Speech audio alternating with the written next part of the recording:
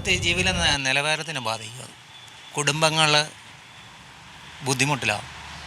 നിങ്ങൾക്കിപ്പം സാധാരണ സ്ത്രീകളാണ് പെണ്ണുങ്ങളെന്ന് വെച്ചാൽ ജോലിക്ക് പോകുമ്പോൾ അവർക്ക് പൈസ കിട്ടുമല്ലോ, അപ്പോൾ ഫ്രീ ആയി കൊടുക്കേണ്ട അതൊരു പാലിച്ച ചുമതലയാണ്. അത് കുറേ അധികം ആൾക്കാർ, അതിനെക്കാട്ടും കൂടുതൽ ആൾക്കാരെ ബുദ്ധിമുട്ടിലാക്കും. അത് ഈ സ്ത്രീകളാണോ പുരുഷന്മാരാണോ സാധാരണ കൂടുതൽ ഓട്ടോ വിളിച്ചൊക്കെ പോകാറുള്ളത്? സ്ത്രീകളാണ്. എന്ന് പറയുമ്പോൾ സ്ത്രീകൾക്ക് സൗജന്യ യാത്ര കൊടുത്താൽ നിങ്ങളുടെ കച്ചവടം മുടങ്ങും. നമുക്കിപ്പോഴേ മുടങ്ങി കിടക്കുകയാണ്.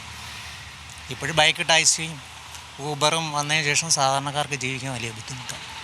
ഈ സ്വകാര്യ ബസ് ഉടമകളൊക്കെ ഇതിന് എതിർപ്പ് പറഞ്ഞിട്ടുണ്ട്. നിങ്ങൾ ഓട്ടോ തൊഴിലാളികളുടെ ഞാൻ ഒരു യൂണിയനിലും ഇല്ല, പക്ഷേ ഇപ്പോഴും ഭയങ്കര ബുദ്ധിമുട്ടാണ്.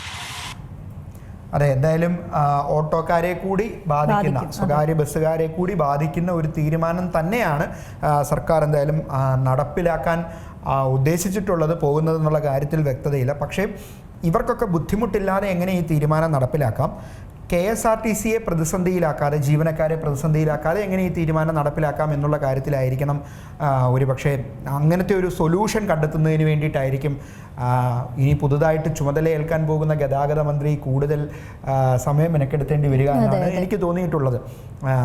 അപ്പോൾ ഈ പ്രശ്നങ്ങളൊക്കെ ഓവർകം ചെയ്യാൻ വരട്ടെ. പൊതുവായി ഇത്രയും നേരം കേട്ട പ്രതികരണങ്ങളിൽ നിന്നെല്ലാം തന്നെ ഞാൻ മനസ്സിലാക്കിയത്, അല്ലെങ്കിൽ എനിക്ക് തോന്നിയിട്ടുള്ളത്, സ്ത്രീകൾക്ക് സൗജന്യ യാത്ര എന്നതിന് അപ്പുറം അർഹരായ ആളുകൾക്ക് സൗജന്യ യാത്ര, അല്ലെങ്കിൽ മുതിർന്ന പൗരന്മാർക്കും 12 വയസ്സ് വരെ പ്രായമുള്ള കുട്ടികൾക്കും സൗജന്യ യാത്ര എന്നുള്ളൊരു രീതിയിൽ ഒരു ചേട്ടൻ ആ ബൈറ്റിൽ അത് പറയുകയും ചെയ്തിരുന്നു. ഏറ്റവും പുതിയ വാർത്തകളും വിശേഷങ്ങളും വിരൽ തുമ്പിലറിയാൻ സീ മലയാളം ന്യൂസ് എല്ലാ ഡിജിറ്റൽ പ്ലാറ്റ്ഫോമുകളിലും ലഭ്യം.